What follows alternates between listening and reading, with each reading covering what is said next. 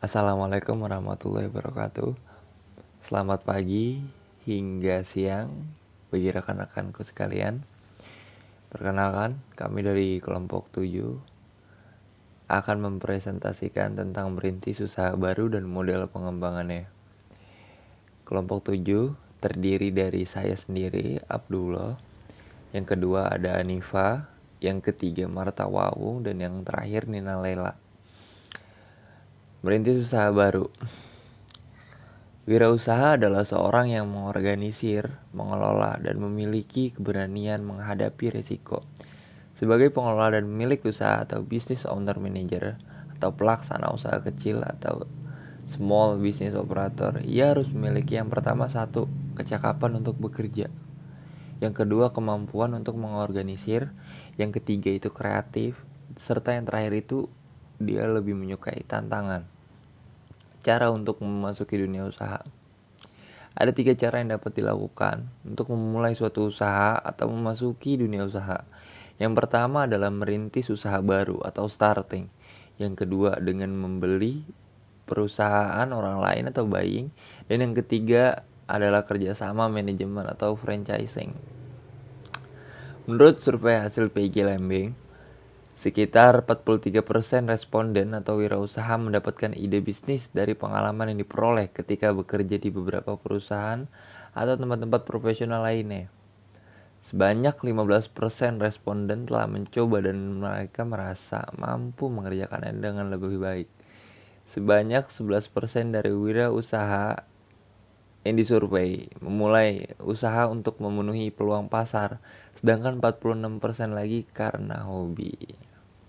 Ada dua pendekatan utama yang digunakan wirausaha untuk mencari peluang dengan mendirikan usaha baru. Yang pertama, pendekatan inside out atau idea generation, yaitu pendekatan berdasarkan gagasan sebagai kunci yang menentukan keberhasilan usaha. Yang kedua, ada pendekatan di outside in atau opportunity recognition, yaitu pendekatan yang menekankan pada basis ide merespon kebutuhan pasar sebagai kunci keberhasilan. Berdasarkan pendekatan inside out, untuk memulai usaha, seorang calon wirausaha harus memiliki kompetensi usaha. Menurut Norman Scarborough, kompetensi usaha yang diperlukan meliputi kemampuan teknik, kemampuan pemasaran, kemampuan finansial, dan kemampuan hubungan. Dalam merintis usaha baru, ada beberapa hal yang harus diperhatikan. Bidang dan jenis usaha yang dimasuki diantaranya bidang usaha pertanian seperti pertanian, kehutanan, perikanan, dan perkebunan. Bidang usaha pertambangan seperti galian pasir, galian tanah, batu, dan bata. Bidang usaha pabrikasi seperti industri perakitan sintesis. Bidang usaha konstruksi seperti konstruksi bangunan, jembatan, pengairan, jalan raya.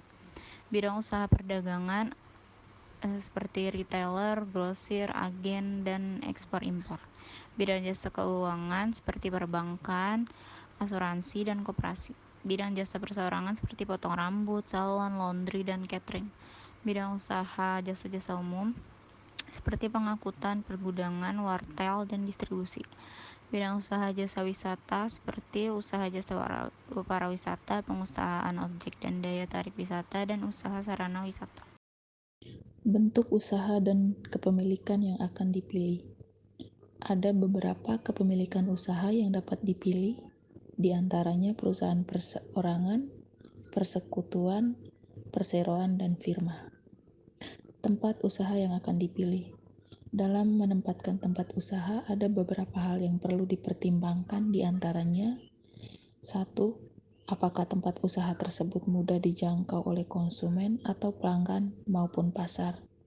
Yang kedua, apakah tempat usaha dekat dengan sumber tenaga kerja? Yang ketiga, apakah dekat ke akses bahan baku dan bahan penolong lainnya seperti alat pengangkut dan jalan raya? Organisasi usaha yang akan digunakan. Lingkungan usaha.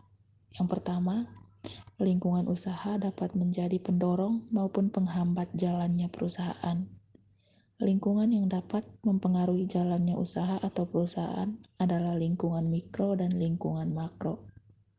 Yang kedua, lingkungan mikro adalah lingkungan yang ada kaitannya langsung dengan operasional perusahaan, seperti pemasok, karyawan, pemegang saham, majikan, manajer, direksi, distributor, pelanggan atau konsumen, dan lainnya. Yang ketiga, lingkungan makro adalah lingkungan di luar perusahaan yang dapat mempengaruhi daya hidup perusahaan secara keseluruhan, meliputi lingkungan ekonomi, lingkungan teologi, lingkungan sosial, lingkungan sosiopolitik, lingkungan demografi, dan gaya hidup. Yang selanjutnya yaitu membeli perusahaan yang sudah didirikan. Banyak alasan mengapa seseorang memilih membeli perusahaan yang sudah ada daripada mendirikan atau merintis usaha baru. Antara lain, pertama, resiko lebih rendah, kedua, lebih mudah, dan ketiga, memiliki peluang untuk membeli dengan harga yang dapat ditawar.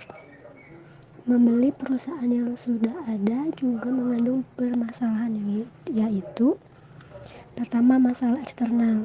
Masalah eksternal yaitu lingkungan, misalnya banyaknya pesaing dan ukuran peluang pasar. Yang kedua, masalah internal. Masalah internal yaitu masalah-masalah yang ada dalam perusahaan, misalnya image atau reputasi perusahaan. Franchising atau kerjasama manajemen. Franchising adalah kerjasama manajemen untuk menjalankan perusahaan cabang atau penyalur. Inti dari franchising adalah memberi hak monopoli untuk menyelenggarakan usaha dari perusahaan induk. Franchisor adalah perusahaan induk, yaitu perusahaan yang memberi lisensi, sedangkan franchise adalah perusahaan pemberi lisensi, penyalur atau dealer. Ya, sekian dari kelompok kami. Apabila ada kekurangan, mohon maaf. Wabillahi taufik wal hidayah. Wassalamualaikum warahmatullahi wabarakatuh. Yang boleh bertanya, silakan bertanya. Dipersilakan untuk kawan-kawan sekalian. 10 pertanyaan ditunggu dari sekarang. Terima kasih.